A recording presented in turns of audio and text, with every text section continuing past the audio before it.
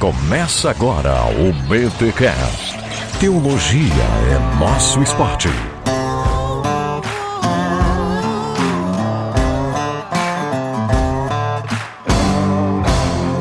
Muito bem. Começa mais um BTcast, número 275. Eu sou Rodrigo Bibo e estou entrando na escola para tocar chofar. Preciso tocar chofar, urgente. Viu? Foi bem ruim, gente. Vocês não precisam nem rir nada, tá? É isso aí. Eu tava rindo com o microfone desligado. Ai. E aí, gente, aqui é o Ângelo e eu acho que eu sou um restauracionista, não sei, talvez um híbrido. Olha, um restauracionista híbrido. Foi meio gay isso aí, amor. No final, eu não sei quem eu sou. Eu sou Carol Bazo, esposa do Ângelo Bazo, e eu não quero voltar pra Atos. Eu achei que tu ia falar assim, ó. Eu sou a Carol Bazo e sou... Como é que é aquele do Casados para Sempre? E sou esposa do... Eu sou do Bazo, o Bazo é meu. Casados para Sempre. Vamos lá.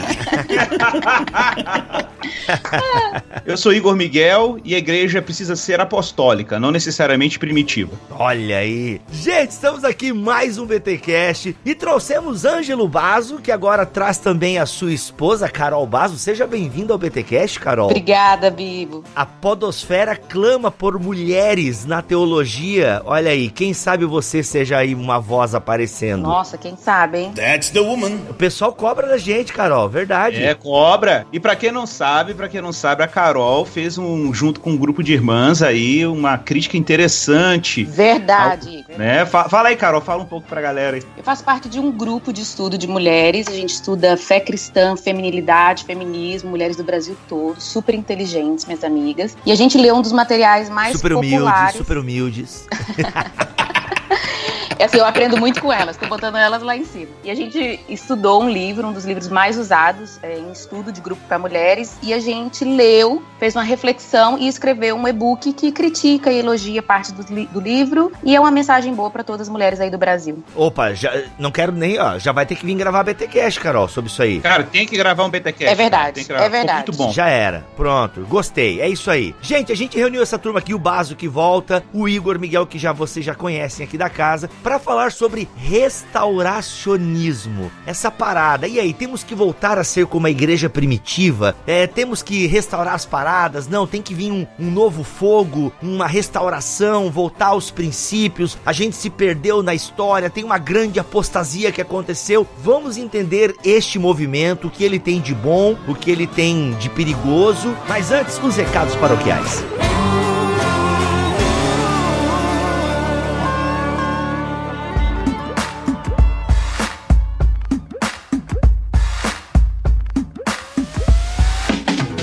Nos recados paroquiais dessa semana, atenção você que é peregrino, tem aqui comigo Léo. Seja bem-vindo ao BTcast, senhor Leonardo. Obrigado, Bibo. É um prazer estar aqui com você, podendo apresentar a Pilgrim. Olha aí, Pilgrim. Gente, primeiro a tradução Pilgrim é peregrino, né? Acertei na minha entrada aqui, é isso? O nome é Pilgrim, ou a gente chama de The Pilgrim também, que é o peregrino em inglês. Mas enfim, Léo, o que é? O que é Pilgrim? Essa Pilgrim, The Pilgrim? Explica aí pros ouvintes do Bibotalk o que é a Pilgrim. Bom, a Pilgrim é um aplicativo, você pode baixar no seu celular, no seu tablet e usar também no computador, na web. Em breve a gente vai disponibilizar na web também, em que você pode, por meio de uma assinatura bem acessível, ter acesso a uma infinidade de conteúdo cristão, em formatos diferentes, né? Conteúdo digital. Ou seja, a pessoa vai acessar o aplicativo, ela vai ter lá e-books. O que exatamente seria esse conteúdo aí? Sim, hoje a gente tem trabalhado com 4 formatos principais de conteúdo dentro do aplicativo. Nós temos e-books, temos audiolivros, que é o nosso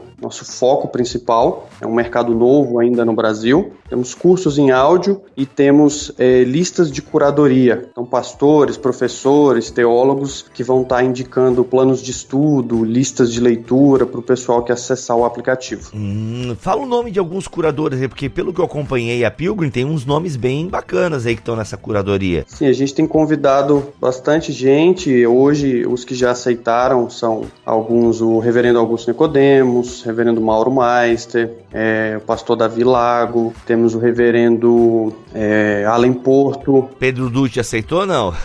Pedro Dutti também tá lá. Olha aí. Tem algumas mulheres também, temos a Vanessa lá do Labri, temos a Mel lá da Lagoinha. Tem muita gente, a gente tá convidando mais pessoas, a gente quer ter muita gente próxima e formar essa comunidade dentro do aplicativo em que a pessoa possa, ao pensar em ser edificado digitalmente ou online, pense na Pilgrim ou tenha a Pilgrim como uma das opções.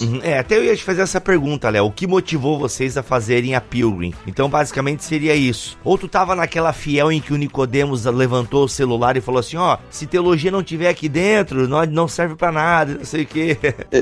Eu e meu sócio, né, os fundadores, a gente vem do mercado editorial. Então nós trabalhamos no meio editorial cristão e a gente já tem acompanhado assim, o crescimento dos audiolivros, principalmente nos Estados Unidos, na Europa, uma tendência no mercado editorial. E o mercado editorial tem passado por um processo de transição muito grande, né? Então, como nós gostamos muito, lemos muito sobre tecnologia, sobre mercado Vale do Silício, a gente sempre quis assim, construir uma empresa em que tivesse essa pegada, assim, essa coisa startup cristã, né? Produzindo coisa de qualidade. Nosso foco é não ser uma falsificação, uma versão gospel de algo bom do mundo, mas ser algo cristão de qualidade por natureza, pelo que oferece. Então o aplicativo já está disponível para Android, iOS e em breve PC. Isso, já está disponível para você baixar em Android, em iOS. Em breve a gente vai lançar a versão web, que a gente já tem um site, a pessoa pode fazer a assinatura lá, mas ela ainda não vai poder ouvir e ler os livros no site. Por enquanto só no aplicativo, você pode usar no celular ou no tablet. Léo, para ficar bem claro então, hoje quem assinar o app da The Pilgrim vai encontrar o quê? O que já tem disponível no app? Então, hoje a pessoa que baixar o aplicativo, ela ia fazer assinatura, ela tem acesso a e-books, já temos parceria com algumas editoras, já tem conteúdo legal lá, alguns audiolivros também, temos uma variedade grande de cursos em áudio e nós já temos também alguns posts de curadoria direcionando o pessoal para alguns livros ou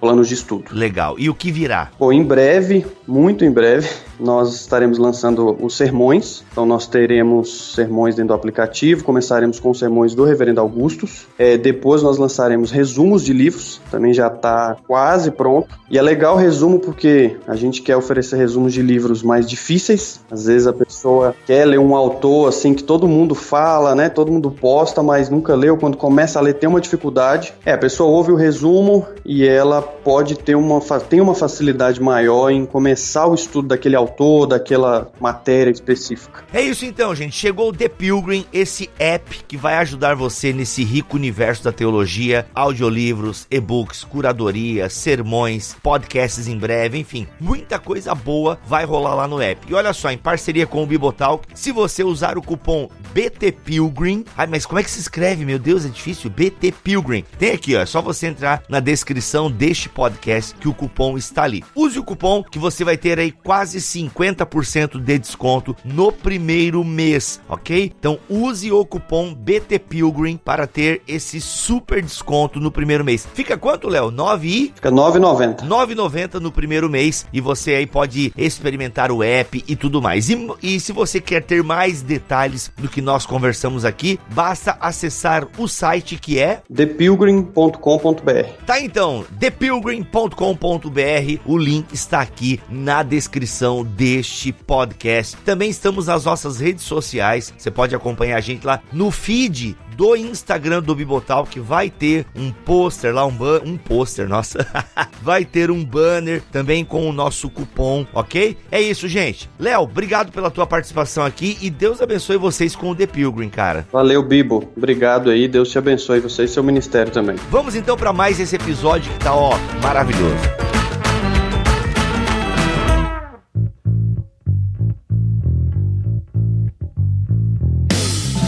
Gente, como vocês viram, a gente vai falar um pouquinho sobre o restauracionismo. É um assunto que eu conheço muito pouco, porque quando a gente vai estudar a história do movimento pentecostal, a gente acaba lidando com alguns movimentos, e eu lembro do dicionário do movimento pentecostal, falava um pouquinho, né, do surgimento do pentecostalismo nos Estados Unidos, e acabava mencionando alguns grupos e tal, restauracionistas. Aí a pergunta que eu tenho que fazer pra mesa é, quando surge? Porque assim, ó, só pra galera entender, pessoal, você com certeza já ouviu essa pregação que os irmãos até de coração falam, né? Precisamos voltar a ser como a igreja primitiva. É muito comum. Quem é de igreja pentecostal ou quem já foi, com certeza já ouviu. É muito comum nós exaltarmos a fé dos primeiros irmãos, né? Da igreja de Atos, aquela coisa toda. Então você que já ouviu isso, de alguma forma o movimento restauracionista tá respingando aí, tá? Ou pode estar completo. Mas vamos tentar entender, Igor, então, a origem dessa ideia, né? Porque a gente tem tantos movimentos ao longo da história do cristianismo, e aí a gente tem a própria reforma protestante, que de alguma forma é uma volta às origens, né? Se é que eu posso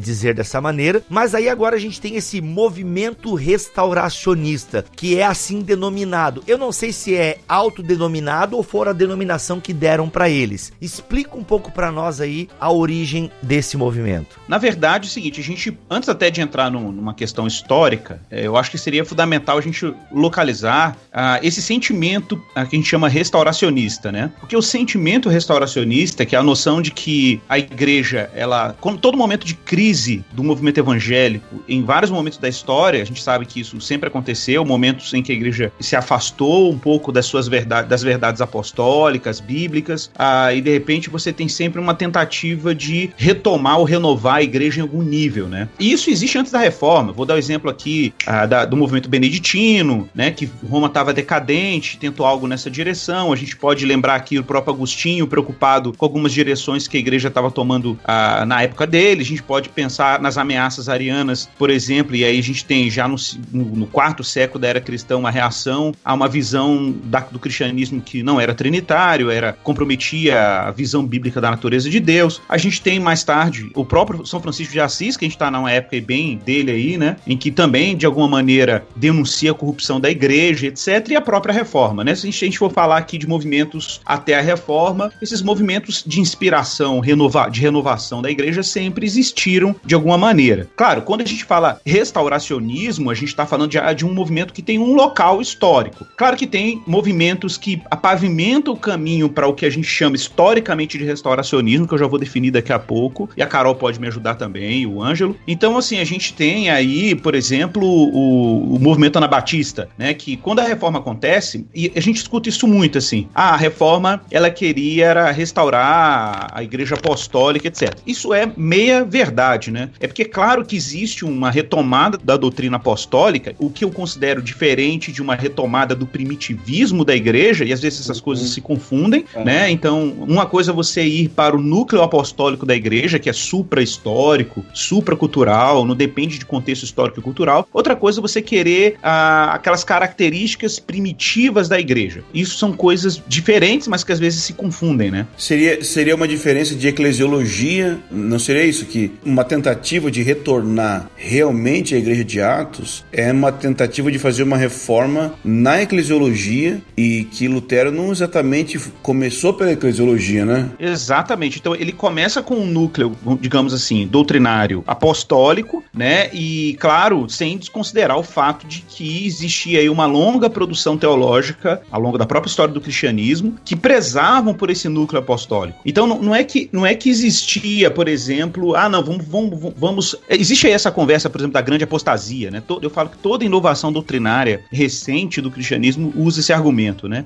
Porque quando a igreja, Constantino, não sei o que, tarará, e a igreja sofreu uma grande apostasia. Então é como se houvesse um limbo entre, no caso aí, o Concílio de Nicéia e a Reforma Protestante. Isso é muito comum a gente escutar, como se não tivesse tido produção teológica na Idade Média, como se os próprios reformadores, né, não dependessem em grande medida da produção teológica do período que muito cristão aí, restauracionista, chama de Era de Trevas, ou Era de Apostasia da Igreja, etc. Então, isso é um ponto importante. Agora, localizando o termo restauracionismo, assim, mais historicamente, e aí lembrando que dentro da própria reforma você tem o que a gente chama de reforma radical, muito associados aí, né, os os russitas, os anabatistas e um pouco dentro do movimento puritano, você tem alguns desvios doutrinários justamente por causa desse espírito primitivista, né? Tipo assim, cara, por exemplo, pensa que dentro do movimento anabatista você tem os cristadelfianos que, né, romperam com a Trindade, você tem movimentos unicistas surgindo, porque é claro que se você diz assim, que o negócio é voltar para um cristianismo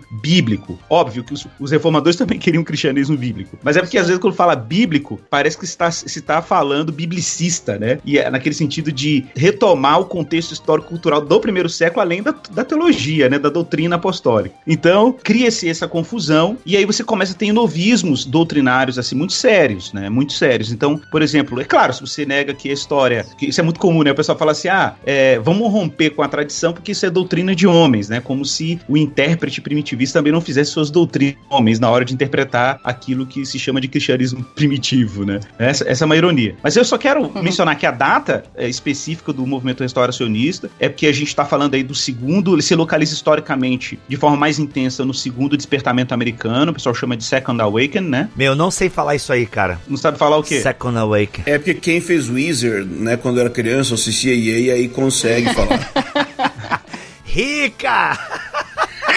Mac, não coloca que o Igor ficou traumatizado depois do último episódio. Não, mas esse exatamente não é o meu caso. Bom, depois eu conto esse testemunho.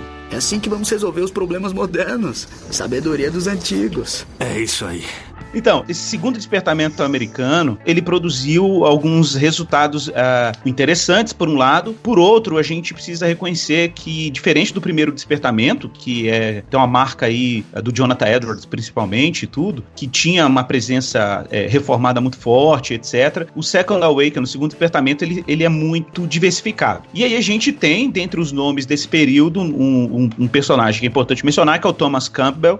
Existem outros restauracionistas juntos com ele, mas ele ficou muito forte o nome dele. Até hoje se chama movimento campbellista, né? Ou campbellismo, o nome do movimento, que basicamente ele cria uma expressão nessa época que ele dizia que ele estava assim, restaurando a igreja primitiva, ou restaurando a igreja do primeiro século, a igreja apostólica do Novo Testamento e tal. Então esse termo restauração é muito utilizado pelo movimento para caracterizar esse empreendimento. A gente tem um livro no nosso seminário dele, eu não sei se é dele, acho que é de alguém ligado com ele, mas é dos Campbells, que chama Raízes da Restauração. E é porque no fim também o slogan é as raízes do movimento de retorno à Bíblia, porque muita gente vai usar o termo Back to the Bible, retorno à Bíblia, e às vezes esse movimento de retorno à Bíblia é um movimento de restauracionismo, né? Esse livro conta bastante a história deles, e ao mesmo tempo coloca como na linha histórica de restauração, vai colocar Lutero, vai colocar todos esses movimentos que o Igor mencionou, isso, né? Eles abarcam isso, né? Como sendo parte do movimento restauracionista. Então ele puxa um pouco pra ele. Tá, isso, gente, desculpa, o second... eu queria falar bonito, mas o segundo avivamento, qual é a data dele? A gente localiza ele em que ano? 1800 e quanto? Ou antes ainda? Então, acho que ele é 1830. Me ajuda aí, Carol, você que é historiador. É do Finney, você fala? Do Finney? Não, é do próprio Thomas Campbell, né? Que o Finney é o final... O Finney também participa, mas ele é mais do final do Second Awakening. Bom, a datação aproximada, né? Do First, o primeiro foi do Edwards, é 1730 a 1755. O Second, o segundo é 1790 a 1840, né? E aí você tem o 1855 a 1930, né? Que aí aí é bem o Charles Finney, e o quarto que é o neopentecostalismo, né? Um pouco do pentecostalismo e tudo que é de 60 a 80 aí, né? Então, deixa eu contribuir aqui um pouco, vou me meter aqui. O cara tá intimidado com a presença da mulher, tá ligado? Eu vou falar um pouquinho, senão ela me bate. Não, é porque o Igor não tá falando da teologia, eu vou falar pra daí ele entrar no negócio e vou puxar ele aqui. Por exemplo, no Salmo 126 fala assim: quando o Senhor trouxe os cativos de volta a Sião, ficamos como quem sonha. Então nossa boca se encheu de riso, nossa língua de cântico de alegria. Se dizia entre as nações, o Senhor fez grandes coisas por eles. Sim, o Senhor fez grandes coisas por nós, por isso estamos alegres. Senhor, restaura nossos cativos, assim como renovas as correntes do Negueb. Então, o que acontece, por exemplo, nesse verso aqui, que está falando sobre a restauração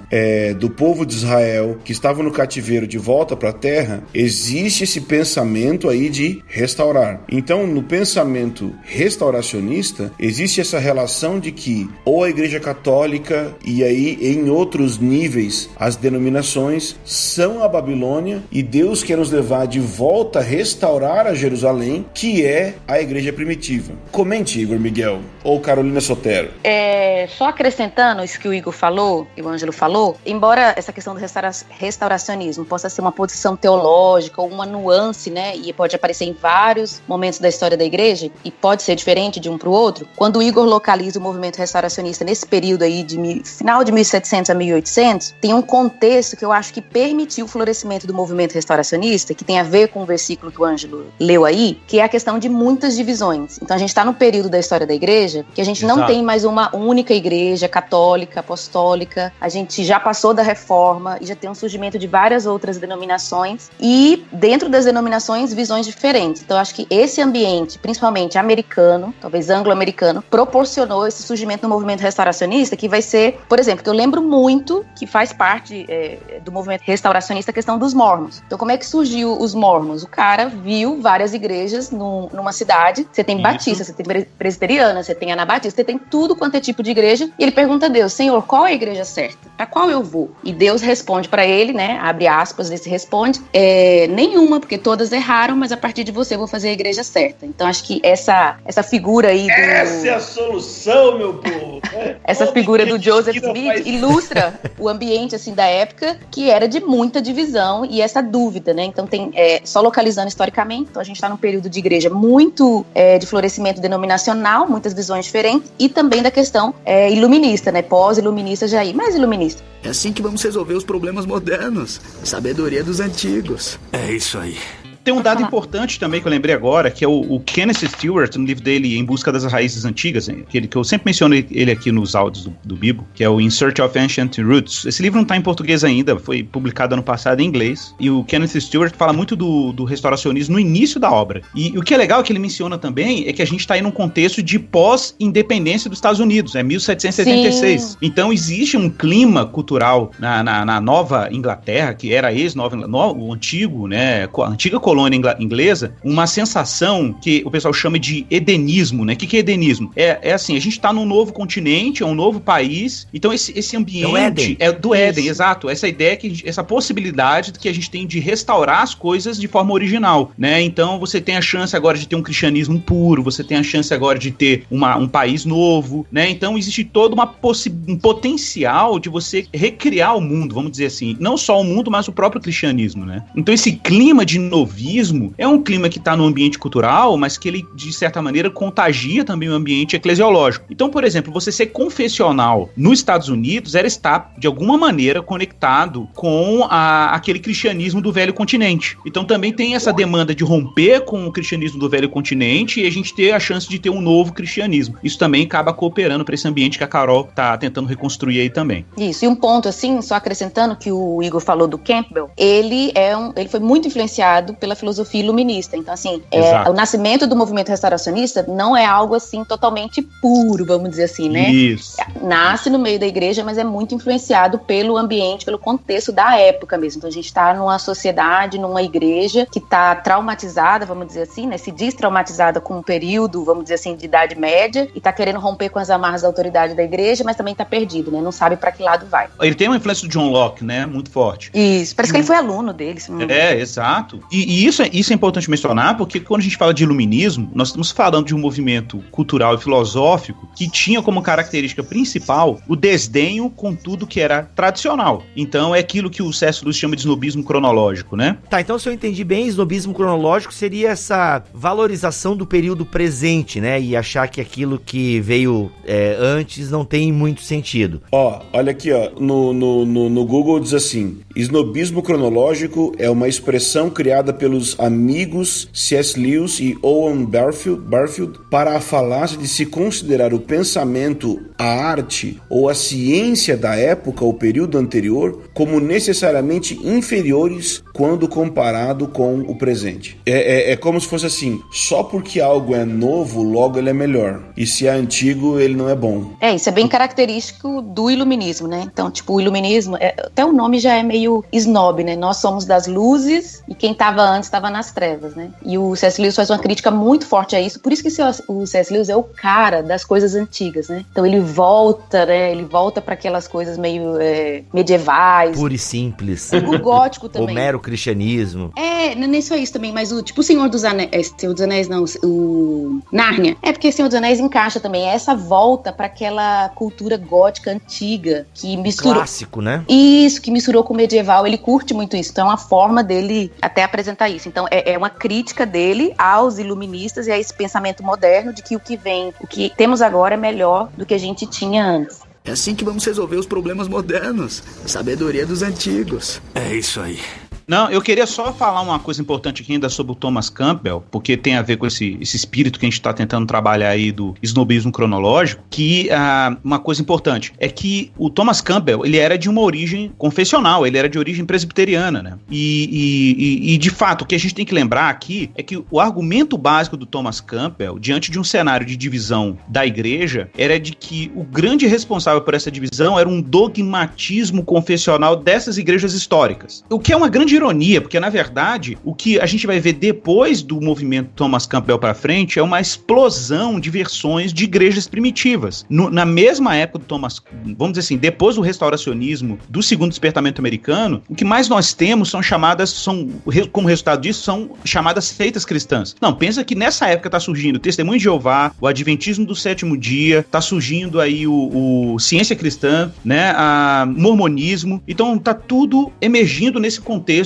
de inovação, e tá todo mundo dizendo que tem a sua versão de igreja apostólica, né? A ironia... Pois é, eu ia falar isso, parece um contrassenso mesmo isso aí, né? É um contrassenso, exato, o efeito foi o contrário, tipo assim, o que se tem não é uma unidade, porque, é claro, a gente tá falando aí daqueles grandes acampamentos de avivamento, né? Em que você tinha pessoas de diversas denominações reunidas, e interessante porque essas reuniões aconteciam no interior, né? Num contextos bem simples, e tomaram conta da América e depois se espalharam. Mas você pensa que nesses encontros você tinha pessoas de várias denominações unidas em busca de um avivamento ou coisa dessa natureza. Isso é um ponto importante. Igor, teve alguma culpa ou alguma falha por parte das igrejas históricas e confessionais? Eu acredito também que houve, assim, tipo, é mais ou menos aquilo que a gente... Vamos pegar o contexto luterano. A gente tem aí Lutero, e um século depois do luteranismo você tem que ter um movimento de renovação que é o pietismo, do Jacob Spener, né? Então, o movimento de Jacob Spener procurava contribuir para uma piedade. Por quê? Porque o luteranismo se tornou uma fé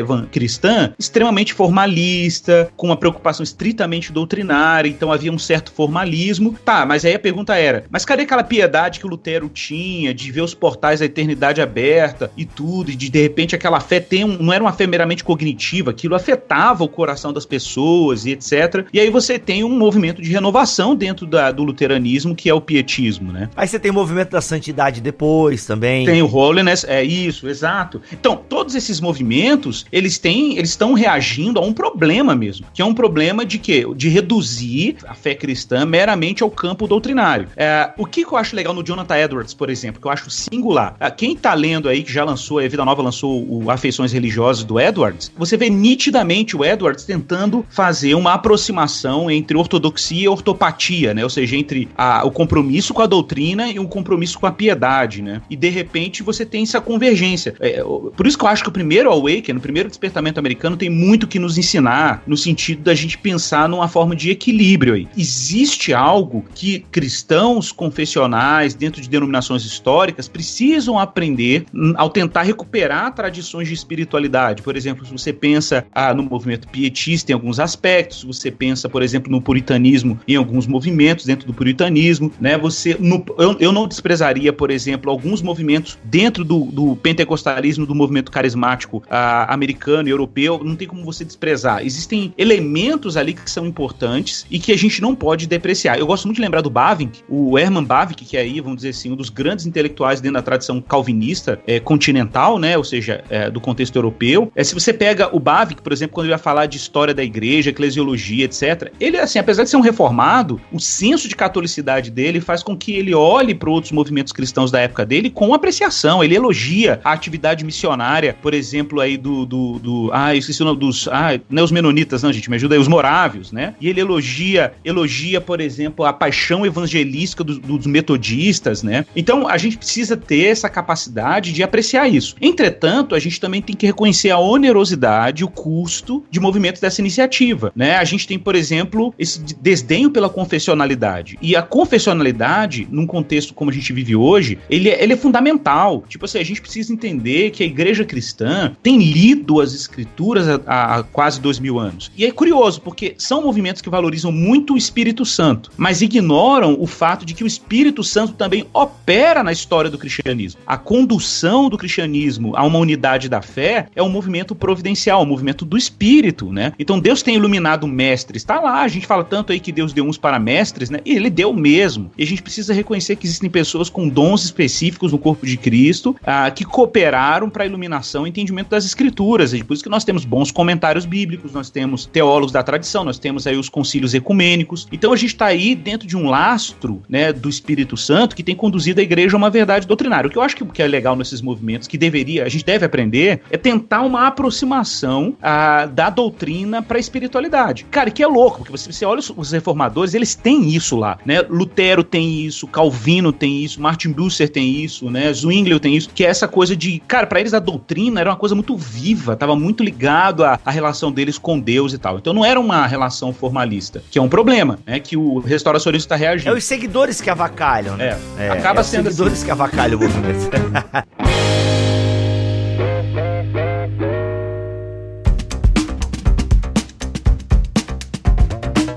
Ô Igor, mas essa negação da história, talvez ela não seja uma característica de todo o movimento restauracionista, porque assim, pelo pouco que eu entendo, o movimento restauracionista, ele também não é um movimento monolítico, né? Eu tô aqui com o dicionário do movimento pentecostal, e cara, ele traz aqui uma declaração que eu quero ler, se vocês me permitem, que esse autor aqui, ele diz que está resumindo o movimento restauracionista da seguinte maneira: o nome do cara é o H.S. Maltby, ou Maltby, não sei como é que é o nome dele, H.S. Maltby. Ele diz o seguinte: durante a Reforma, Deus usou Martinho Lutero e outros para restaurar ao mundo a doutrina da justificação pela fé. Depois o Senhor usou os Wesley e outros no grande movimento da santidade para restaurar o evangelho da santificação pela fé. Mais tarde, ele ainda usou vários outros para restaurar o evangelho da cura divina pela fé e o evangelho da segunda vinda de Cristo. Agora, o Senhor está usando muitas testemunhas no grande movimento pentecostal para restaurar o evangelho do batismo com o Espírito Santo e com fogo, com os sinais que o acompanham. Graças a Deus, nós agora temos os pregadores do evangelho completo. Maltby, página 82. Aí você vai ver um problema que sempre existe em todos os movimentos, que é o full gospel, o evangelho pleno. Todo movimento acha que tem o evangelho pleno. Então, sempre vai ser assim. Lutero restaurou a palavra, os pentecostais restauraram o espírito. Bom, você pode colocar, os Wesleys restauraram a santificação. E aí você pode ir olhando para essas ações que aconteceram de reforma como fases de restauração. E aí sempre vai se dizer, e é assim, sempre não, mas inocentemente vai se dizer que então agora nós temos a plena restauração. Mas eu queria agora dar a minha contribuição do lado de quem tá dentro. Opa, que vocês cantam Ludmila Ferber aí? Para você entender, a Ludmila vem de uma igreja que descende dos irmãos do ministério que eu faço parte, entendeu? Então os líderes dela, as pessoas que influenciaram ela, foram discípulos dos meus líderes, entendeu? Então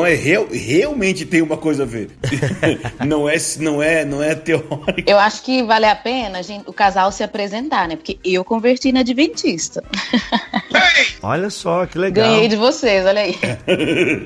Nós temos adventistas na equipe, hein? Tem, depois a gente conversa sobre isso, então. Legal. Mas qual é o movimento que vocês fazem parte? Movimento Chuva Serode ou Temporã? Não, nenhum dos dois. Não, deixa eu tentar explicar. Nossa, quando o cara fala deixa eu tentar explicar, já me dá até um ruim. Ainda bem que eu tô sentado. Não, mas eu não vou explicar a história do nosso movimento, não. Eu vou colocar os pensamentos, assim, não é que eu simplesmente que eu tenho, mas que estão por detrás de todo esse problema, porque a gente colocou a questão histórica, os problemas e tal. Agora eu queria levantar algumas perguntas, eu não quero dar respostas, e talvez o Igor e a Carol e o Bibo podem dar as respostas para pensar aí, ok? Então, assim, a primeira coisa... Obrigado por me incluir aí no grupo do pessoal pessoal que pode responder, mas valeu, eu entendi, obrigado. Primeira coisa, João 17, Jesus orou dizendo, para que todos sejam um. Eu, particularmente, e eu acho que esse vai ser o pensamento aí vai ter variações dentro dos irmãos que creem na restauração da igreja, a questão é, a igreja é uma hoje, ou seja, essa oração de Jesus já foi respondida e então a igreja é uma no espírito e ela é uma de uma maneira invisível no céu, ou quando Jesus estava orando ali, ele realmente tinha em mente o fato de que haveria uma expressão de unidade entre os cristãos na terra antes da volta de Jesus e essa unidade poderia ser colocada semelhante ao Filipenses 2:2, onde Paulo pede para que eles tenham a mesma disposição, ânimo, modo de pensar, amor. Ou seja, ali Paulo fala para que tenhais o mesmo modo de pensar, o mesmo sentimento, o mesmo ânimo. A gente poderia argumentar que ele está falando para uma igreja local, né? E que então ele não esperaria isso da igreja como um todo. Mas a gente vê, por exemplo, em Efésios que tem uma só fé, um só batismo, um só Deus. Então é tudo só um. E na prática, será que é só um quando a gente olha a igreja hoje? Então, outras críticas que existem, se nós temos a mesma... Depois das eleições, com certeza não. Depois das eleições... Então, existe essa questão de que Jesus orou para que todos sejam um. Então, vamos pensar assim, no início, por exemplo, a gente não quer voltar para Atos. Sim e não. Eu não quero voltar para Atos no sentido de que eu não quero ser primitivista. Obviamente não. Mas se eu tivesse a opção hoje de fazer com que cada cidade tivesse um único presbitério e que todos os pastores da cidade fossem todos eles um único presbitério na cidade e que todas as congregações fossem apenas lugares diferentes onde as pessoas reúnem, mas todos são literalmente uma única igreja local, independente se é uma denominação ou alguma coisa desse tipo assim. Mas se todos fossem uma igreja local, será que eu quero isso ou não? Porque é isso que o restauracionista em parte quer. E é daí que você vai ver movimentos como, por exemplo, os Irmãos Unidos da Inglaterra, e que influenciaram o Watchman Nee, que influenciaram o Witness Lee, que influenciaram a Árvore da Vida, que influenciaram... E aí o John Walker, que é o irmão que é o pai do nosso movimento, ele congregou com o Witness Lee. Quando o Witness Lee deixou o Watchman Nee na China e veio morar nos Estados Unidos, eles congregaram na mesma casa, antes de ter igreja local, antes de todas as coisas, quando era uma coisa bem simples, eles congregaram junto, pararam de andar juntos por causa da questão de dom de línguas estranhas. Então, o que acontece? Existe esse anseio, e esse é o que a gente chamaria de localismo, né? Que é aquele anseio que o Watchman Nee expressa muito sobre, que é de onde vem a expressão igreja local. A gente fala igreja local é um termo restauracionista pra caramba. Por quê?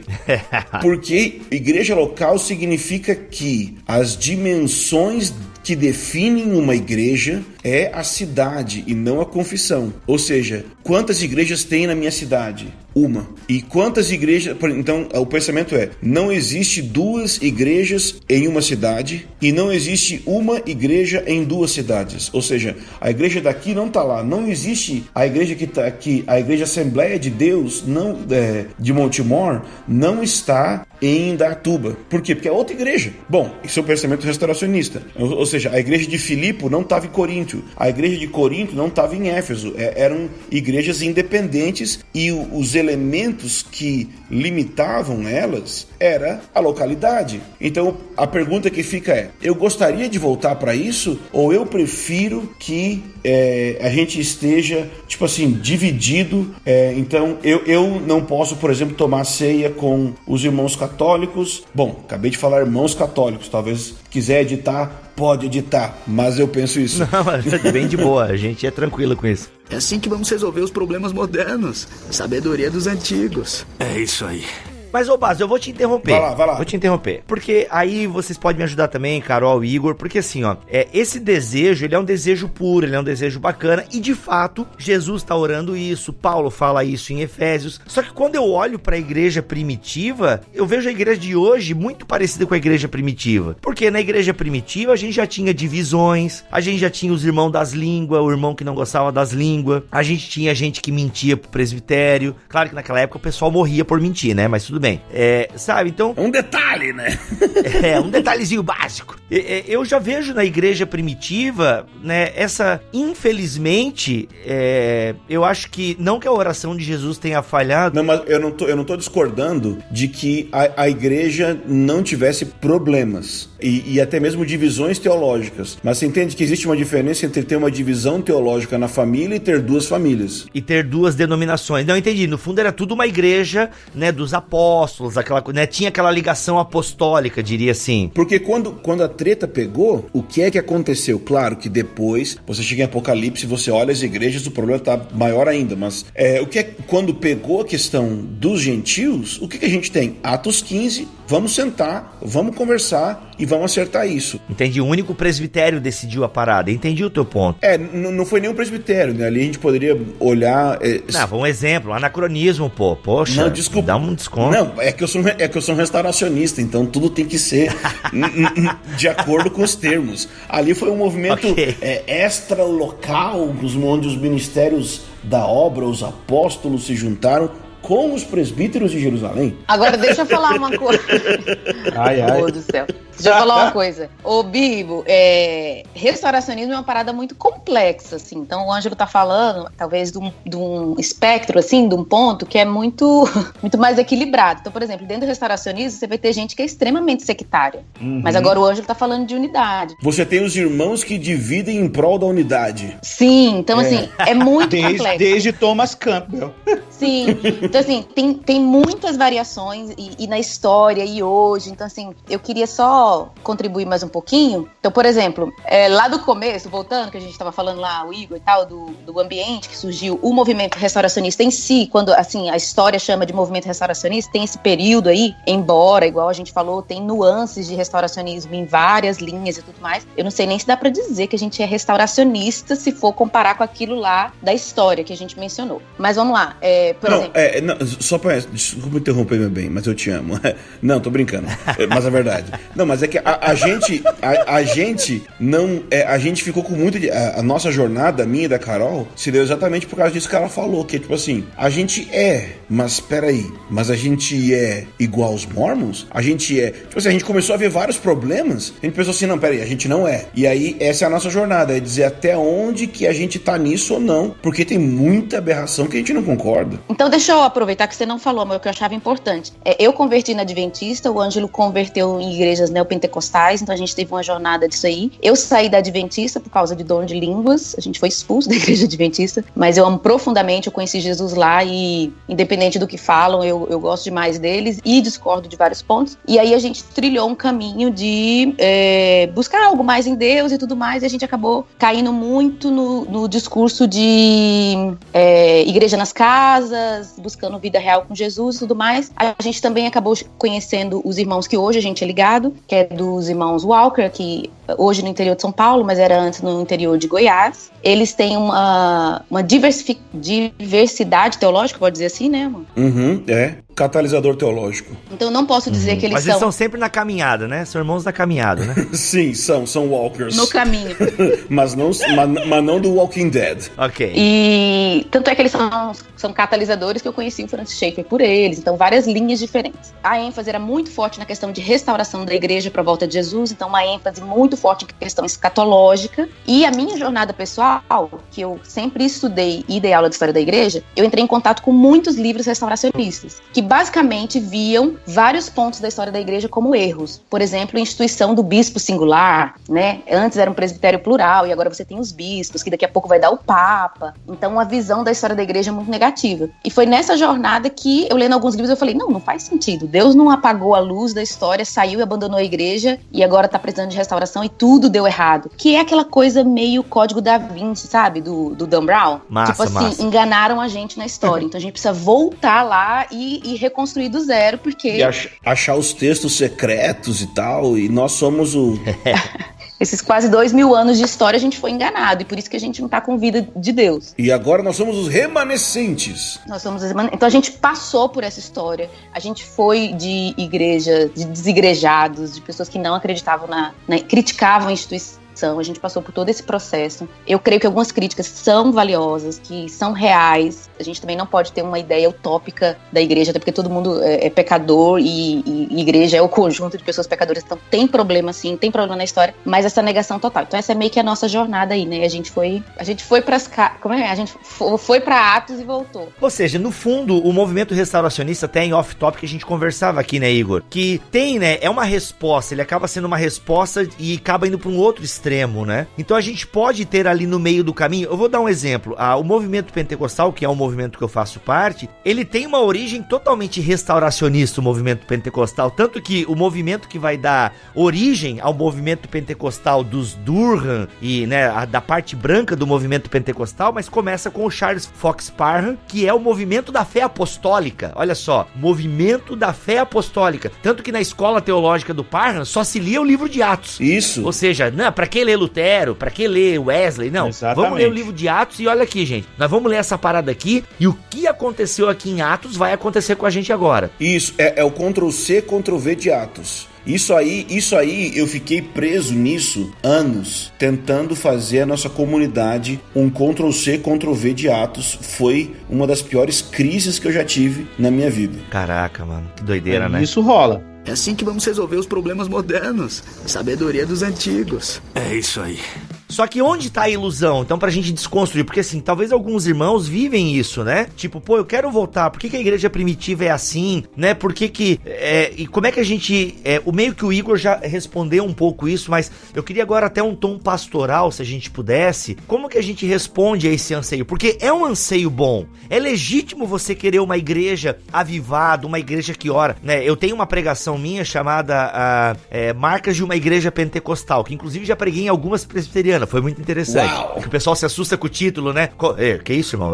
Vai devagar. Mas o que são as marcas de uma igreja pentecostal? Atos 2:42 seguintes. Então, tá muito claro ali. E aí, é um desejo legítimo nós querermos uma igreja avivada, uma igreja responsável pelos outros, uma igreja temente ao Senhor. Então, é um desejo legítimo. E aí você acaba achando nesses movimentos um lugar pra se segurar. Pô, é isso aí, ó. É isso aí, é o restauracionismo, é o movimento da fé apostólica, é voltar, vamos tocar chofar, vamos não sei o que, não sei o que lá. Mas como é que a gente pastoralmente responde a esses anseios do coração dessa pessoa? Eu pessoalmente, assim, talvez mude um pouco de ênfase, o Ângelo aí pode trabalhar outra dimensão. Eu vou falar assim pra vocês o que eu penso em termos de renovação. A gente tem aí, né, o Bibo gravado uma série aí sobre o Igreja Centrada do Keller, né? Que vai sair em janeiro, pessoal se prepare que em janeiro vai dar Timothy Keller aqui no Bibotal, que até vocês dizerem, meu Deus, manda mais.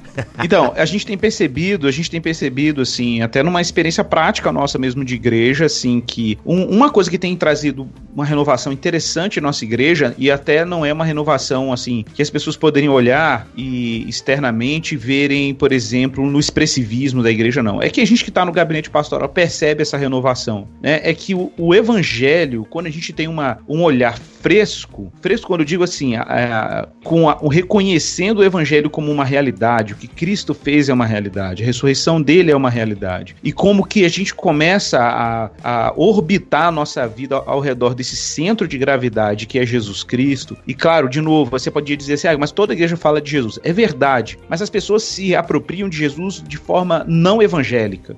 Quando eu falo de forma não evangélica, eu estou dizendo assim, as pessoas às vezes usam Jesus como uma justificativa para um projeto ideológico, Jesus como meio para obter um bem maior para eles, que é um bem financeiro. E quando eu falo de Jesus voltar a ser o centro, é reconhecer que a obra de Cristo é suficiente, que a graça dele tem todos os recursos que nós precisamos, não apenas para sermos salvos, mas para vivermos uma vida plena, frutífera, que expressa a glória de Deus, e pensar numa eclesiologia, numa igreja que emerge da realidade de Jesus, né? Claro que quando a gente for mergulhando nessa reflexão, as coisas vão começar a entrar em nuances. Isso é inevitável, né? Por isso que eu acho que é importante, como eu já falei em algumas gravações aqui no Bibo, sobre unidade, etc. É importante, na minha opinião, quando a gente pensa unidade, aí nesse ponto eu vou na linha do Kevin Van Hooser, vou na linha aí do Peter Leithart, né? Que é a noção de que a gente pode fazer unidade, mas essa unidade não implica no abandono das nossas particularidades confessionais, né? Ao contrário, eu acho que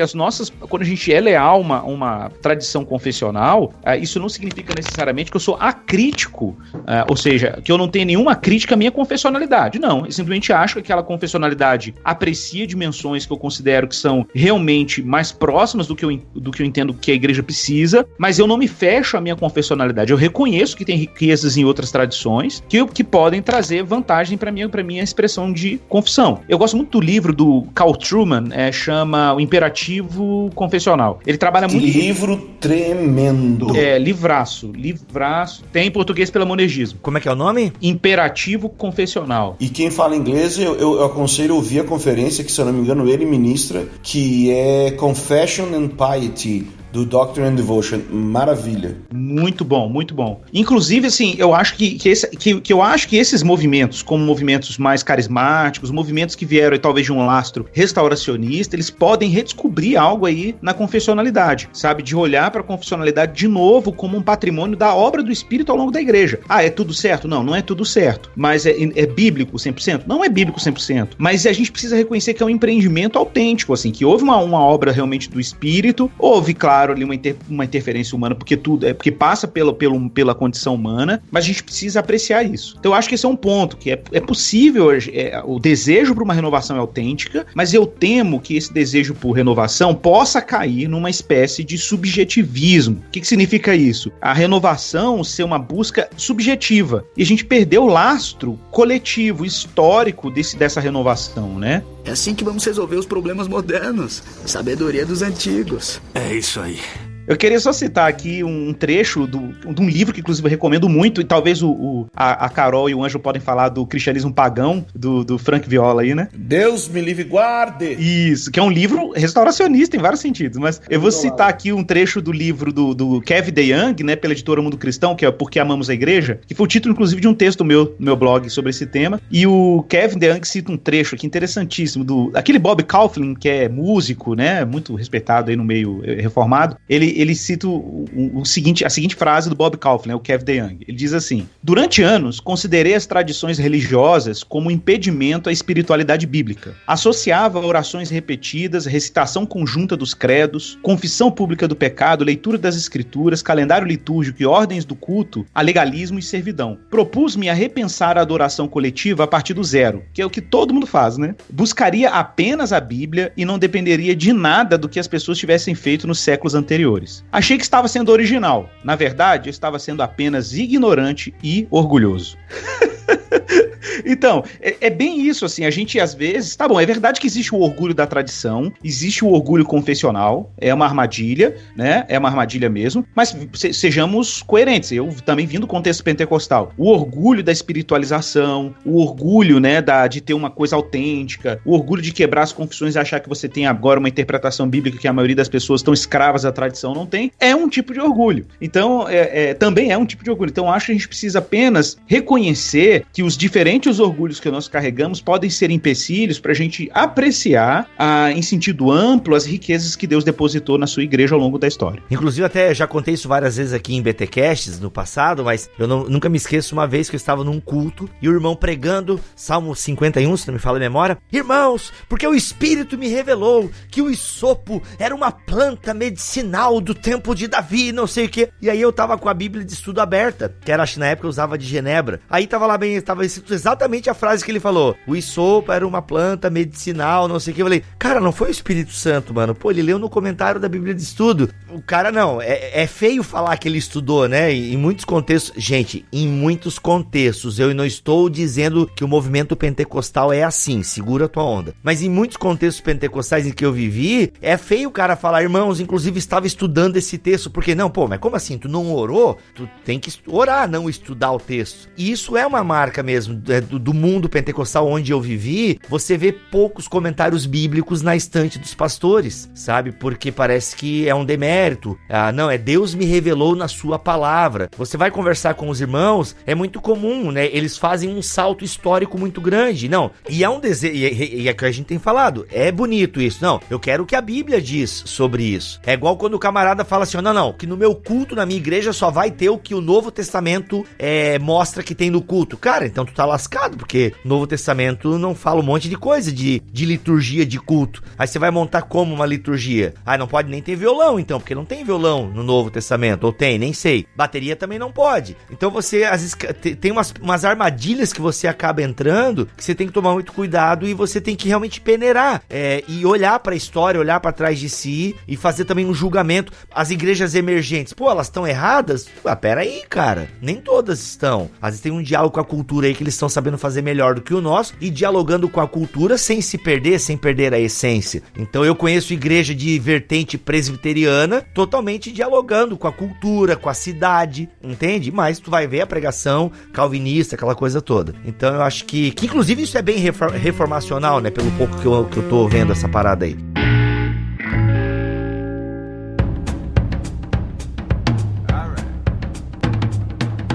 Deixa eu dar a minha contribuição, então. Pô, essa contribuição vai cair quando na minha conta? Vocês estão falando muito de contribuição. Minha contribuição... Vai ficar rico. Eu quero ver isso cair na minha conta.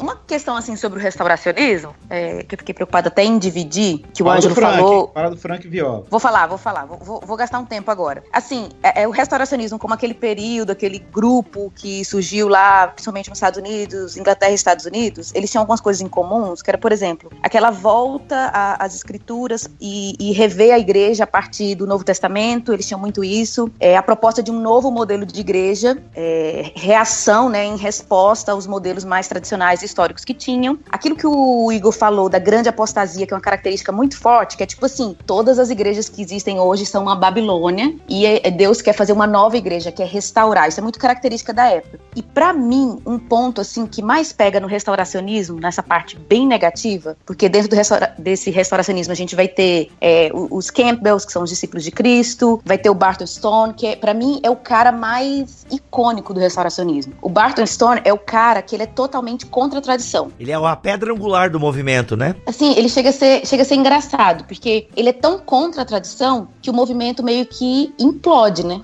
Ele é a tradição da não tradição. Qual é a sua tradição? Não ter tradição. E na prática, a gente que viveu nesse contexto, a gente sabe que isso é bem real. Eles dizem que não tem uma tradição, mas tem. É a tradição de não ter tradição.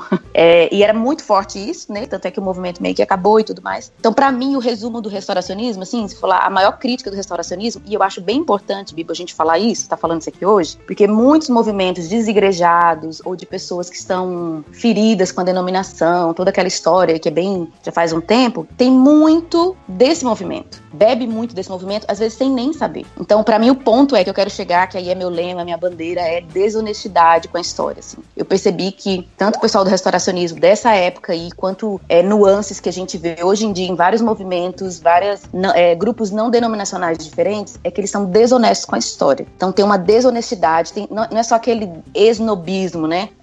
Não, tudo que era do passado é ruim, mas é que simplesmente eles não estudaram história. Eles simplesmente não leram direito. É raro você encontrar alguém que, estudou a história da igreja de verdade, olhou todos os pontos e tudo mais. Porque se a pessoa fazer essa jornada, ela vai perceber que tem erros na história, obviamente que tem. Obviamente que a igreja, em alguns pontos, alguns líderes erraram e tudo mais. Mas quando você estuda história, é o maior testemunho da vitória de Deus no mundo. É a maior prova de que Deus não abandonou a igreja e que existe, uma linha. Eu sempre tive essa sensação estudando história. Há uma linha, assim, que você vê a soberania de Deus, apesar dos erros dos homens. Tanto é que existe igreja até hoje. O cristianismo sobrevive até hoje, independente de tudo. Então, essa questão é tipo uma vacina que pessoas dessa linha negativa do restauracionismo tomam, que é contra a tradição. E isso impede elas de estudar a história da igreja e perceber isso. Então, igual o trecho que o Igor leu, é meio que, desculpa a palavra, é meio que burrice, porque a pessoa está criticando algo que ela não conhece. Então, por exemplo, dentro do restauracionismo, uma linha restauracionista que existe hoje, que é meio do judaísmo, né? Vamos voltar. Porque, assim, tem a galera que quer voltar para Atos. Eu até preciso me justificar, assim. Em certo sentido, eu quero voltar para Atos, mas em outros não, porque é impossível voltar para Atos, né? A gente está num período que vai ser impossível fazer coisas que aconteciam em Atos. Eu acho que a gente vai ser até melhor que Atos. Mas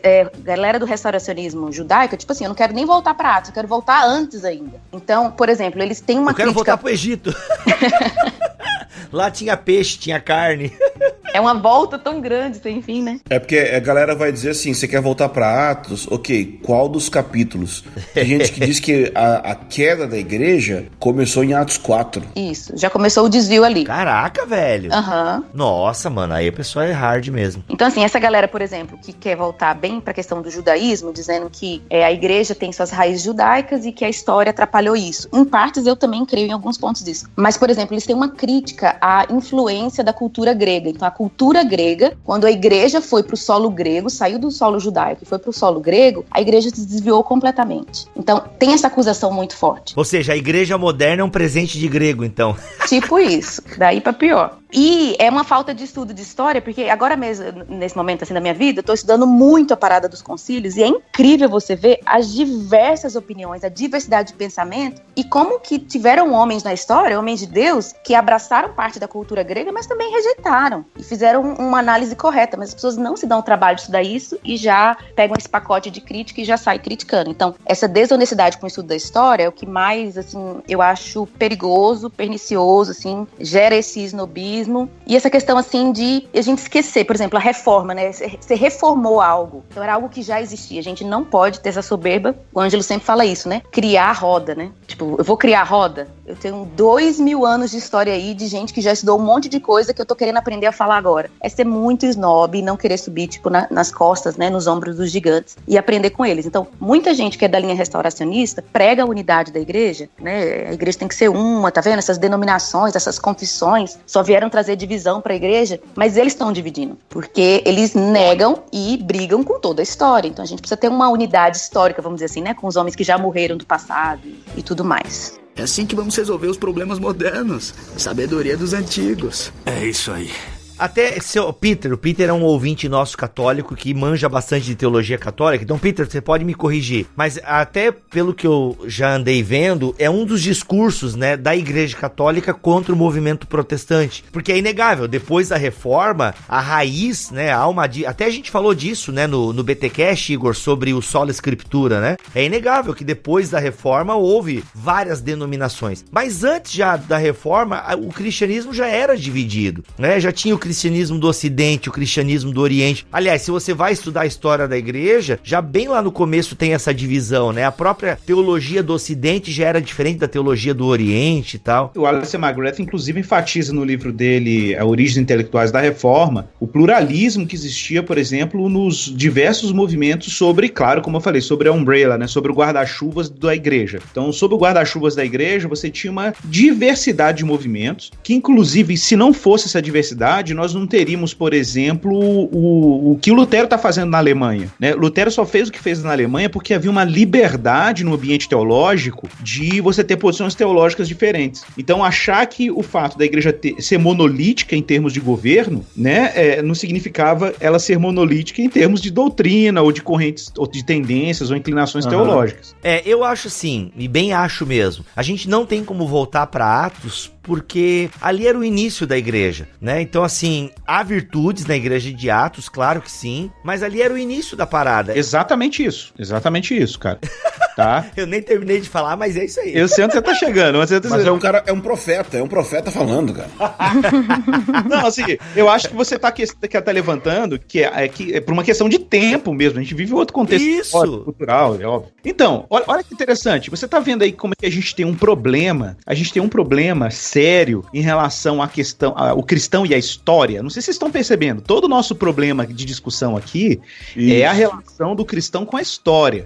Aí eu levanto outra questão, por que cristãos rejeitam de forma tão ardente os processos históricos e querem dar um salto primitivista, encontrar num passado edênico, antigo, idealizado, as respostas para os problemas contemporâneos? É essa que é a questão. Na verdade, assim, tem um problema junto com isso, que depois eu queria acrescentar, que é a relação disso com a visão de futuro. Isso, exato. E tem a ver com escatologia, exatamente. Aí, o Bibo, olha como isso é sério. O James Smith, no livro dele, Who is Afraid of Postmodernism, que em português seria Quem tem medo da pós-modernidade, o James Smith, nesse livro, ele vai tratar uma questão importantíssima, porque ele está discutindo o movimento emergente, né? Que é um outro movimento que tem um pé... É engraçadíssimo, né? Que o movimento emergente, ele tem um pé na modernidade, assim, na pós-modernidade muito forte, e como o próprio James Smith, no outro livro livro dele, que eu não vou falar o título em inglês pra não fazerem bullying, que vou falar só a tradução, Como Não Ser Secular, não tem em português também, parece que vai sair pela Monergismo, tá? Eu sabia dando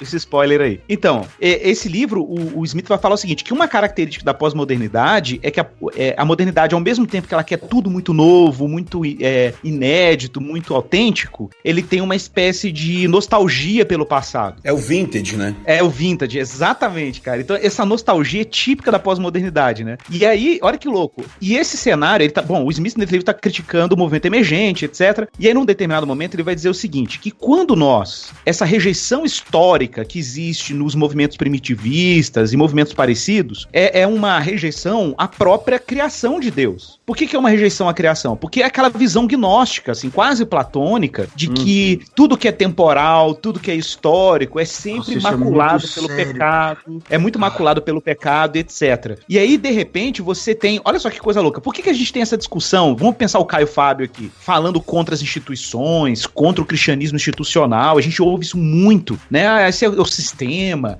não sei o quê. Cara, a gente esquece que instituições instituições é uma conquista histórica de Deus e do cristianismo. A gente ter a possibilidade de ter prédios, espaços pra gente se reunir, organizar seminários, editoras, né? Quanto aparato institucional que a gente tem hoje como uma dádiva que viabilizam a expansão do evangelho, a pregação de Cristo, a educação cristã, a formação de vocacionados, e as pessoas olham pra isso com desdenho, como se fosse assim, isso é o grande problema da igreja. Repito, eu sei que o institucionalismo pode ser um grande problema, mas negar que as instituições são uma conquista e que agora a igreja primitiva não tinha instituição, não tinha porque não podia. E Deus, por circunstâncias históricas, criou condições de a gente ter hoje esse aparato, que é um aparato da criação de Deus, que é boa, né, e tá a serviço da proclamação do evangelho, é uma dádiva. A gente tem aí a treliça, como é que é? A videira e a treliça, né? A treliça e a videira. A treliça e a videira, que fala... Da Fiel.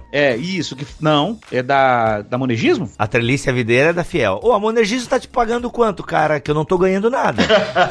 Não, A propósito, eu preciso me mandar mais alguns livros. Olha aí. Então, é uma obra, né, que trata desse assunto. O Keller vai falar disso também no Igreja Centrada, num capítulo que fala sobre organismo e organização, né? Muito bom esse capítulo, nossa. Que a igreja tem que ser, ela é instituição e também é movimento, né? Então, acho que a gente tem que tomar muito cuidado, porque muito do discurso restauracionista vai por essa via. Eu só quero fechar aqui rapidão a minha fala, porque eu também tenho que sair daqui a pouco, mas eu queria só fechar uma fala falando dos judaizantes, né? Porque, por exemplo, aqui no Brasil, a gente tem um movimento, olha que louco, a igreja do René Terranova chama Ministério Internacional da Restauração, uma coisa assim. E a gente tem outros movimentos no Brasil, um dos quais eu participei, já falei disso aqui no BTcast aí, junto com o Ângelos, sobre o judaísmo messiânico, né? Que são movimentos de inspiração judaizante, que também tem essa agenda de explorando aí os elementos judaicos dessa igreja primitiva, como a Carol falou. Então, tudo isso, esses desvios doutrinários, de novo, repito, se inspiram nessa negação da atuação histórica do Espírito Santo. Então, a gente tem que tomar muito cuidado com esse snobismo aí que o C.S. Lewis denuncia, né? É assim que vamos resolver os problemas modernos. Sabedoria dos antigos. É isso aí. Um ponto que o Igor falou, que eu concordo muito, que a gente quase não tem tempo de entrar, mas é que o movimento restauracionista tem problema em relação à cultura e cristianismo, a relação da cultura com o cristão. Então eles têm uma busca de uma pureza assim, cultural. Não, isso aqui foi influência grega, não, isso aqui foi influência romana. Ué, mas e qual o problema disso? É claro que tem limites, né, de influência, mas... O dia que eu vi o Asher Intrater falando que o Asher é judeu messiânico, falando que o Novo Testamento tinha sido escrito em grego e que era o propósito de Deus, porque Deus tem a mão esquerda e a mão direita, e que oriental e ocidental, escreve da direita para a esquerda, da esquerda para a direita, e que esse era o plano de Deus. Eu falei, cara, por que nenhum judeu messiânico que eu conheço popular do Brasil fala isso? Quando viu o Asher dizendo que comemora Natal, foi pior. Foi pior. Então, esse negócio do Natal mesmo é um negócio primitivista, né? Todo ano tem essa polêmica do Natal e não sei o quê. O Natal é pagão. E eu sempre cito aí, né? Eu brinco assim com o pessoal que Paulo no Areópago, né, em Atos 17, citando os poetas pagãos, né? E aí eu fico brincando assim, que naquele momento que Paulo cita um poeta pagão pra falar do evangelho, eu fico imaginando um primitivista desse aparecendo do nada e falando assim, ô Paulo, você tá citando aí, né, literatura pagã, volta pra Bíblia, você esqueceu a igreja de Atos, tá paganizando o cristianismo. Ô Igor, às vezes eu tenho a impressão que o pessoal fala assim, não, vamos voltar pra Atos não, vamos pro judaísmo ali em Atos. Mas aquele judaísmo, aquela cultura ali, já não era um judaísmo puro, já tinha várias influências gregas também ali. Judaísmo já não é puro, né, porque judaísmo... já é intertestamentário, né? Judaísmo já é uma invenção babilônica de como vai viver a parada, né? E tipo assim, não, esses dias eu tava brincando com o pessoal assim, né, que a gente vai nessas reuniões de judaizantes, né, aí o pessoal tá usando kippah. Aí eu falo assim, poxa, mas kippah, eles falam assim, não pode ter doutrina de homens, mas poxa, mas kippah não é nenhuma tradição do judaísmo bíblico, velho, é uma coisa totalmente contemporânea do judaísmo, né, tipo, a forma dos filactérios, a forma das franjas do talit, tudo aquilo é discutido no judaísmo e não tem base bíblica, o cara teve que inventar aquilo, né, então até o modo como o calendário judaico funciona hoje, então assim, é um idealismo, por isso que eu acho que se a gente cavar esse negócio aí, nós vamos chegar no iluminismo mesmo, é uma coisa moderna, né, é aquele idealismo moderno de que até alguma coisa lá no mundo platônico, nos ideais platônicos que a gente perdeu e precisa recuperar. Então observe, de novo, há uma negação da história, uma negação do fato de que a criação é boa, de que os artefatos culturais podem ser bons e podem produzir, podem estar a serviço da igreja. Lembrando que quando eu falo bens culturais, eu estou pensando, obviamente, bens culturais produzidos no contexto ordinário da vida humana, mas também estou pensando naqueles bens culturais que a própria igreja produziu, né? Então a gente tem calendário litúrgico, lecionário, a gente tem muitas coisas que a igreja foi produzindo ao longo do tempo, que não estão na Bíblia, mas não são necessariamente antibíblicas. Então a gente também tem que ter esse cuidado aí, né? Então vamos falar do pagão, né? Por favor. Críticas ao cristianismo pagão. E a gente leu bastante. Cristianismo pagão, os grandes problemas dele, do Frank Viola. Que é da monergismo, brincadeira. Nossa. Nunca mais não você vai gente. receber um box do monergismo. Não é. Mas cristianismo pagão, ele vai, denunciar tudo que tem de pagão na igreja moderna hoje. Só que o problema disso é que ele coloca como pagão coisas que só não são antibíblicos. Então é aquilo que o Igor falou. Não é porque não está na Bíblia que é pagão. Então, por exemplo, ele coloca na lista de coisas pagãs o apelo, que surgiu com Finney. Tudo bem, a gente pode ter várias críticas ao apelo, mas dizer que é pagão não tem nem origem, assim, no paganismo grego, nada disso. Exato. Foi algo que foi criado na história por uma necessidade, o que seja. Se as pessoas copiam até hoje, aí a gente critica se vale a pena ou não ter o apelo, mas dizer que é pagão, dizer que o púlpito tá na lista do pagão, a pregação, ele exagerou bastante. E até essa visão, assim, de Constantino, que é um ponto, né? A gente volta lá pro Código da Vinci, a influência de Constantino na igreja. É uma falta bem de estudo histórico. Então, eu acho o cristianismo pagão exagerado, no ponto que ele coloca numa lista de pagãos coisas que são apenas, que não estão na Bíblia, e que não significa que são antibíblicas. Essa desonestidade histórica, ele tem uma cara de história, mas ele é bem desonesto, ele é bem superficial. Uma coisa que eu mais aprendi estudando história é que a gente não pode ser superficial. Não pode ler de primeira e achar que a intenção do cara era aquele, quando fez isso. Tem até um livro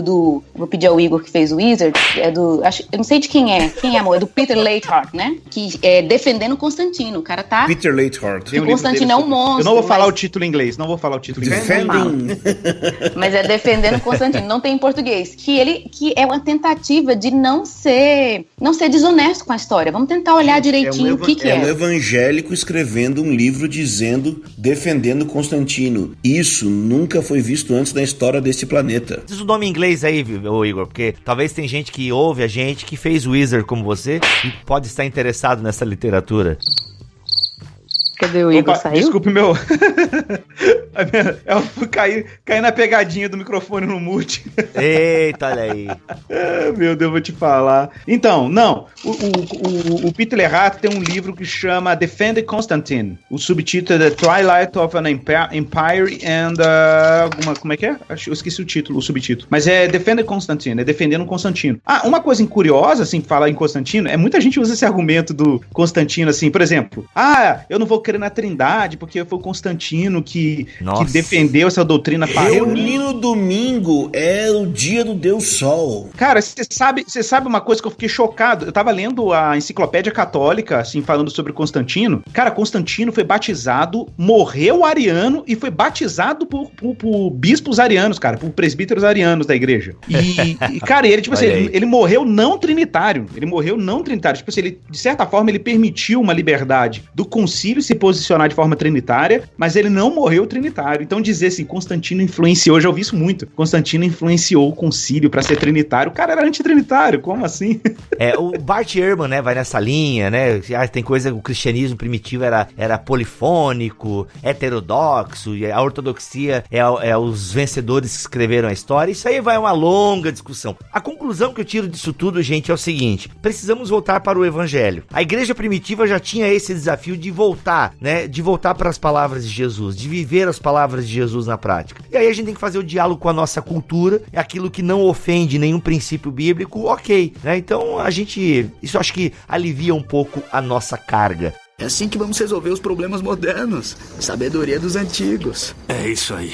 Galera, temos que encerrar. 1 minuto, 1h e pouco já de episódio. Tá muito bom. Eu não sei se a gente faz uma parte 2, mas alguém quer dar uma palavra final ou é isso aí? Eu precisava falar alguma coisa, de duas coisas. A primeira é que eu quase nunca tenho muito ambiente para discutir isso que a gente tá discutindo aqui. E só dizer assim, que é uma riqueza muito grande que eu não sei se a gente podia achar algum tipo de iniciativa. Eu pensei em, de repente, levantar as perguntas do restauracionismo que são válidas, como o Igor falou, mas ao mesmo tempo as respostas não necessariamente são. Eu não sei escrever livro, fazer conferência, mas eu sei que assim, se a gente entrar fundo, a gente vai mexer em fundamentos do pensamento no Brasil e no mundo que vai trazer muita mudança. Agora, só assim, minha contribuição final pro podcast é o seguinte: o nome da nossa comunidade chama Convergência. Isso porque a gente quer promover convergência das várias linhas do corpo de Cristo. Então a gente tem uma experiência constante de tentar unir uma experiência que eu não posso nem chamar de pentecostal, mas é o que o pessoal é ligado com profético, ou seja, coisas que até pentecostal se escandaliza, vamos colocar assim. E ao mesmo tempo eu colocaria assim, por exemplo, esse culto agora de domingo eu tentei colocar a norma NRC, né? Como é que chama? Princípio regulador do culto. Isso, então assim, eu usei os princípios da ordem do culto que minha esposa me ensinou, porque ela está estudando sobre isso. Então eu, liderando o culto, eu procurei fazer isso com a ação dos dons do Espírito Santo, com profecia, com cura. Então eu tenho essa constante luta. Mas de onde que surgiu isso? Como que nasceu isso? Eu tentando fazer igreja desde 2010, eu vi que tinha em mim e nas pessoas que me rodeavam uma espécie de espírito autofágico no processo de criar a igreja, ou seja, uma mentalidade que destruía tudo aquilo que se construía. E com o tempo percebi que isso tinha fonte no pensamento revolucionário conectado com o pensamento revolucionário histórico, marxista e tudo mais. Ou seja, é um olhar, por exemplo, nós cremos aqui que antes da volta de Jesus, nós cremos mesmo que antes da volta de Jesus, Deus vai ter uma igreja perfeita na terra. Perfeita não no sentido ausência de qualquer tipo de erro, mas perfeita no sentido de gloriosa, como na definição de Efésios 5, né? Uma igreja plena para receber Jesus na segunda vinda. É uma coisa que a gente crê aqui. Só que nesse processo de crer nisso, muitos irmãos, eles se entendiam como membros da igreja gloriosa, que mais ou menos é assim: a igreja que vai surgir no futuro, a igreja ideal, eu sou membro dela, por isso eu não me envolvo com a igreja atual, porque a igreja atual é a Babilônia, e se vivo na Babilônia, não coopero com a Babilônia, eu estou indo para Jerusalém, então eu não quero isso e tudo mais. Então, isso foi uma crise muito grande, até que eu comecei a entender, e aí tem 2 ou 3 sermões meus, quando eu comecei a, entre aspas, confessar minha mudança, e um sermão se chama Indo Além, e o outro sermão se chama Construindo sobre o Passado, e eles vão junto. Então o que eu entendi? Primeiro, eu não quero voltar para a igreja de Atos, eu quero prosseguir para a igreja de Apocalipse. Glória! Nós! Mas o que eu quero dizer que a igreja de Apocalipse não é a igreja capítulo 2 e 3 e os problemas da igreja de Apocalipse. O que eu quero dizer é que eu não quero voltar para a igreja do primeiro advento de Cristo, apesar de deve ser fundamentada nele, mas eu quero ser uma igreja preparada para o segundo advento, ou seja, a gente está andando para a finalização do processo, buscando a consumação. Então a igreja é histórica, histórica, claro, ela tem suas raízes históricas, mas ela também, a unidade, por exemplo, do corpo de Cristo, deve ser muito mais escatológica do que eclesiológica, ou seja, deve ser uma unidade muito mais visando o fato, isso é Peter Leithart, no End of Protestantism, ele fala que a igreja, a unidade, ela é muito mais escatológica, visando o futuro, ou seja, uma vez que céus e terra vão se unir, por isso que a gente chama de convergência na nossa igreja, Efésios 1:10, na dispensação da plenitude dos tempos, céu e terra vão convergir. Então, uma vez que o céu e a terra vão convergir, a gente já começa no nosso coração convergir correntes e tradições do corpo de Cristo uns com os outros. Então, a gente espera uma unidade, uma perfeição, o nome que você quiser dar,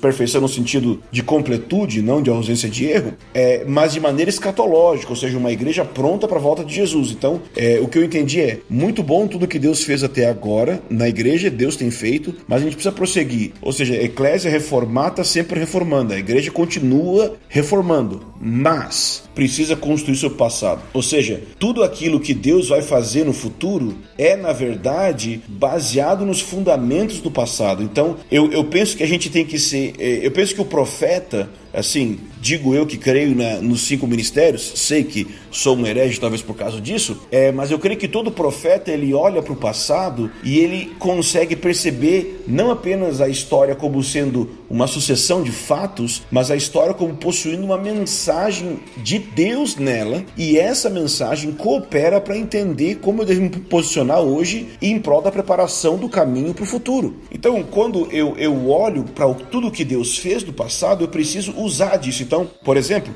grupos que eu relacionava, eu via pessoas querendo essa igreja futura e com problemas pessoais de santificação, porque não entendiam justificação pela fé, a aceitação que Deus tinha, porque eles queriam negociar na frente. Eu já vi grupos que queriam o melhor de Deus lá no futuro, mas que os filhos não falavam em línguas em casa, não eram batizados no Espírito Santo. Ou seja, não, isso aí é uma coisa que eu fazia nos anos 70, mas teus filhos agora não viveram a experiência que todo mundo viveu. Então eu comecei a pensar que eu precisava mudar, e basicamente essa mudança ocorreu dessa forma: eu desejando uma igreja que é muito mais escatológica, entenda, não no bom sentido, né? Ou seja, um jeito de viver que é moldado para o futuro, mas que é construído no passado, hoje no presente. E aí eu faço uma relação de fé, esperança e amor, né? Fé na obra de Cristo no passado, esperança naquilo que Cristo há de fazer no futuro, promovendo a igreja que é a expressão do amor de Deus, né?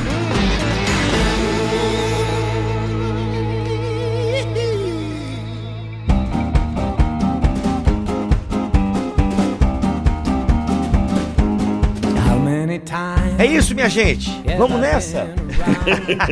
Ficamos com vários insights aí, inclusive até o Igor tá botando uns textos aqui no nosso chat do Skype. Vamos colocar em YouTube, vamos colocar no nosso blog, nosso site. Mas, gente, muito obrigado. Acho que tem vários insights aí que deu pra gente entender um pouco do movimento, dos anseios do movimento, que dá pra gente tirar de bom. E claro, galera, coloquem várias perguntas nos comentários desse podcast, que pode render uma segunda parte. Por falar em segunda parte, teremos, né, Baso, uma segunda parte do cristianismo messiânico lá, como é que é? O do judaicos cristãos lá, das raízes judaicas, tá? Novo sionismo cristão. Então a gente vai voltar nesse assunto, que ainda tem muita coisa que dá pra render. Carol, obrigado pela tua vinda aqui no BTcast. Vamos voltar pra falar daquela outra pauta. Sim, tem muita coisa pra falar, viu? Sobre teologia pra mulher, esses livros de estudo pra mulher, tem bastante coisa. Cara, isso vai ser doido, hein? Isso vai ser doido. E as meninas são feras. Da hora. Vamos organizar isso daí. Me ajuda, Carol, a falar com elas. Ou sim. Eu sei que a Andréa Vargas tá nesse grupo, não? Não. A Andréa só tá estudando comigo lá no Andrew Jumper. É, que eu vi a fotinho agora ali, eu achei que ela tava aqui. A Andréa é parceira nossa aqui. Mas enfim, gente, vamos voltar com mais basos aqui em Bibotal, que o Igor também aguarde. O Igor vai estar bem presente aqui em janeiro com o BTcast Plus que a gente vai lançar. Enfim, muitas novidades. Gente, é isso. Eu sou o Rodrigo Bibo, vou ficando por aqui, e teologia é o nosso esporte. Então, gente, valeu por esse tempo com vocês, e segue a gente nas redes sociais lá, @AngeloBaso, segue o Convergência, né? Aí Beleza? Falou, gente. Beleza, é nóis. Obrigada pelo convite, gente. Muito bom estar entre gente inteligente. Divulgando o e-book que a gente falou do começo das mulheres, está no site benditas.blog. O link vai estar aqui. E fica meu convite aí pro pessoal estudar a história da igreja. Quer estudar a história da igreja? Fale comigo, né? Igual isso. A Carol e a fera. Deconvergência. Gente, eu quero só agradecer a oportunidade de novo estar aqui, falando desse tema que eu acho tão importante num contexto de tanta desorientação, né? E que Deus possa usar esses áudios para iluminar as pessoas aí para Cristo. Amém. Amém. Fala amém, Ângelo. Fala amém!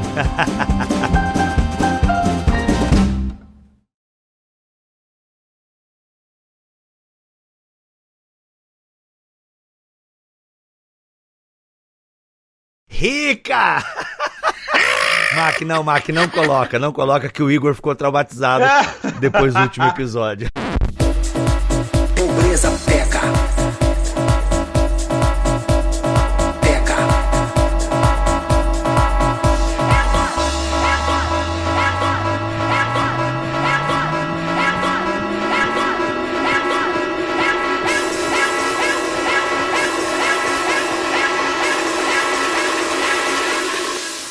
Eu sou rica!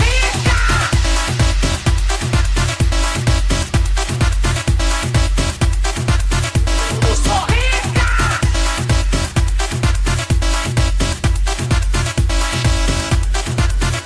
Eu sou rica!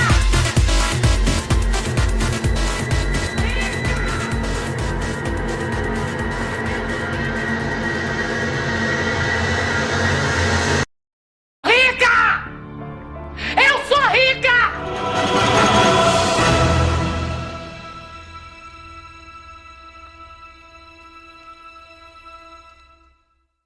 Este podcast foi editado por Mac Bibotalk Produções.